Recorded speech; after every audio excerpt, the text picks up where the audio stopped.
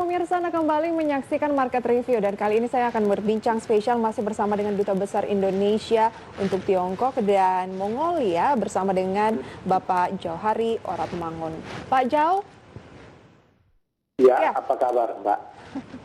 Masih kabar baik Pak. Dan kita lanjutkan tadi, Anda sampaikan ada 7 poin ya penanganan COVID-19 di China yang memang dinyatakan sangat efektif. Berarti dari 7 poin itu tidak bisa diambil cuma 1-2, tapi memang 7-7-nya ini harus dilaksanakan dengan maksimal, ya, khususnya saling melengkapi semuanya. Di China ya Pak ya. Dan apakah menurut Anda bisa diadopsi juga dengan negara-negara lain, meskipun tadi Anda katakan ya ada banyak perbedaan antara Indonesia dan China dari segi politik, kondisi geografis. Menurut Anda bisa diterapkan tidak Pak? Khususnya yang mana nih yang menarik untuk diterapkan juga di Indonesia? Saya kira somehow kebijakan yang diambil oleh pemerintah Indonesia itu nyaris sama sebenarnya kan. Responsibilitas sejak awal sudah ke pemerintah, lalu policy adjustment juga dilakukan, stimulus ekonomi yang diberikan juga kita jaring pengaman sosial dan lain-lain, malah kan sudah lebih dari 600 triliun rupiah kan itu yang diberikan oleh pemerintah. Transparansi, kita sangat transparansi juga, malah saya kira kebijakan kita itu dibandingkan negara lain sangat terbuka. Lalu ada coordination action, lalu power of science and technology. Lately kan kerjasama di bidang vaksin juga kan sudah dilakukan dengan beberapa negara. Bahkan kita sudah punya juga research untuk vaksin kita sendiri kan. Jadi saya kira apa yang telah dilaksanakan itu nyaris sama saja, tapi memang degree-nya yang berbeda-beda atau penekanan pada faktor mananya yang lebih ditekankan begitu. Oke, di awal-awal Pak, memang ini adalah tugas begitu ya, tetapi ada tidak Pak ketakutan mengingatkan waktu itu wabahnya berasal dari Wuhan, ketika akan kembali lagi ke China atau ketika Anda sedang di China waktu itu Pak ya, perasaannya seperti apa Pak? Memang pada saat awal-awal, apalagi waktu mulai merebak di China itu, di Wuhan ya, kemudian kan kita langsung semua mengikuti apa yang telah dianjurkan oleh pemerintah setempat, pemerintah lokal maupun pemerintah pusat secara disiplin. Juga saya menghimbau kepada seluruh warga negara Indonesia di sini, sebagian besar itu pelajar pada saat itu, untuk mengikuti ketentuan-ketentuan yang telah diputuskan oleh pihak kampus, pihak pemerintah setempat, lalu pihak pemerintah pusat. Yang lebih utama lagi mengikuti itu dari komunitas di mana mereka tinggal, karena pengawasan pada tingkat paling dasar, paling bawah itu di komunitas yang kita tinggal, apakah itu di apartemen, apakah itu di kompleks perumahan. Jadi memang di awal-awal kita khawatir karena kan semua belum tahu, informasi juga masih sedikit, tapi dengan berkembangnya waktu kita semakin ter-equip dengan informasi yang from time to time diberikan oleh pemerintah China, dan mereka memberikan perhatian khusus juga karena saya korps diplomatik, kepada korps diplomatik yang ada di Beijing maupun warga negara asing yang ada di sini. Jadi setelah itu perlahan-lahan kita mulai tenang lagi, dan saya kira sampai sekarang semua sudah kembali ke normal baru ya, semua dengan tetap menggunakan atau melaksanakan protokol kesehatan secara disiplin. Baik, nah kalau di Indonesia kan yang paling ditekankan Pak adalah kesehatan begitu ya, dan juga pendidikan. Bagaimana kondisi pendidikan, situasi terkini di China? Apakah juga masih online atau sudah mulai tatap muka? Kalau pendidikan saya kira di sini khususnya karena menyangkut dengan mahasiswa Indonesia juga, itu semua masih online. Perkembangan di setiap provinsi juga berbeda-beda, tetapi untuk pendidikan tinggi rata-rata masih online. Kalau pendidikan baik itu pada tingkat elementary, dasar sampai menengah, itu tergantung pada kebijakan provinsinya. Ada yang sudah tatap muka dengan protokol kesehatan yang ketat begitu, tetapi ada juga yang mungkin belum. Baik, Pak, kita kembali lagi untuk pertumbuhan ekonomi ya. Kalau berbicara mengenai Indonesia di kuartal 1 positif, kemudian kuartal 2 negatif. Nah, ini kita nantikan kuartal 3 kalau negatif berarti kita resesi. Sementara sebaliknya justru di China kuartal 1 negatif, kuartal 2-nya positif dan kuartal 3-nya kemungkinan positif ya, Pak ya? Kuartal 3 itu sudah diprediksi sekitar 5%, kuartal 4 itu sekitar 6, malah ada yang memprediksi plus 6%. Untuk itulah memang dalam konteks tentunya berkontribusi pada ekonomi Indonesia di saat COVID-19 ini, kita tingkatkan juga hubungan perdagangan dan investasi dengan China baik di kuartal pertama maupun kuartal kedua. Kita lihat ada perkembangan yang signifikan. Oke, menurut Bapak apa yang menjadi strategi utamanya? Apakah karena kemampuan untuk menanggulangi COVID-19 dianggap cukup sigap begitu ya, sehingga bisa dikatakan sekarang sudah sudah lebih terkendali dibandingkan negara-negara lain, atau apa yang menjadi kunci utama pertumbuhan ekonomi China ini masih bisa tumbuh di tengah kondisi pandemi?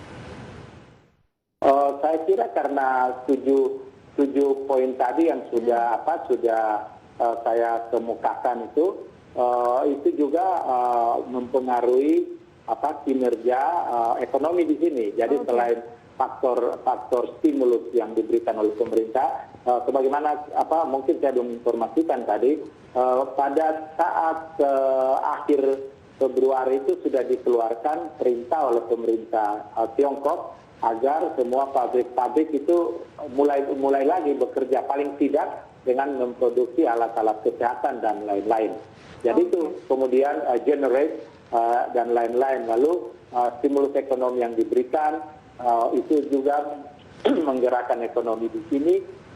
Dan yang saya cukup terkesan bahwa dalam konteks itu seperti yang saya sampaikan tadi, perdagangan kita dengan Tiongkok juga baik dari segi ekspor kita itu meningkat signifikan, dan investasi Tiongkok dan Indonesia juga dibandingkan periode yang sama tahun lalu itu meningkat secara signifikan. Jadi saya kira itu yang bisa juga membantu kita, mendorong kita. Jadi memang salah satunya adalah stimulus ekonomi di sana luar biasa ya Pak ya, digelontorkan pemerintah untuk mendorong perekonomian. Ya, saya kira karena mereka punya cadangan devisa kan di atas 3 triliun, 3,1 sekian triliun ya. Betul, 25 kali cadangan devisa Indonesia. Kurang lebih begitu. Tetapi saya kira ada satu yang menonjol yang mungkin harus kita apresiasi, itu saya sebut ekonomi gotong royong ya di kita. Jadi ekonomi being driven by empathetic society. Itu kan luar biasa di Indonesia, berkembang secara pesat. Selain itu digital ekonomi, saya kira di Tiongkok juga begitu. Jadi ada faktor-faktor yang bisa kita petik dari pengalaman Tiongkok untuk diterapkan di Indonesia. Baik Pak, kalau kondisi terkini di DKI Jakarta ini adalah PSBB lanjutan, tetapi memang tidak seketat di awal-awal begitu ya, yang benar-benar mall tutup dan UMKM juga tutup. Tapi kalau sekarang masih buka beberapa, sekitar 11 sektor, misalnya mall begitu, kita boleh melakukan pembelian mungkin food begitu ataupun minuman, tetapi tidak dimakan di tempat. Nah, gerai-gerai juga demikian. Nah, take away. Di China seperti apa, Pak? Kalau di sini sudah back to normal semua. Semua aktivitas sudah kembali ke normal. Cuma yang saya sebutkan tadi bahwa dalam melakukan aktivitas tersebut kita tentunya harus di tempat umum ya, itu harus memakai masker. Kemudian kalau kita masuk ke mall kita diukur suhu badan.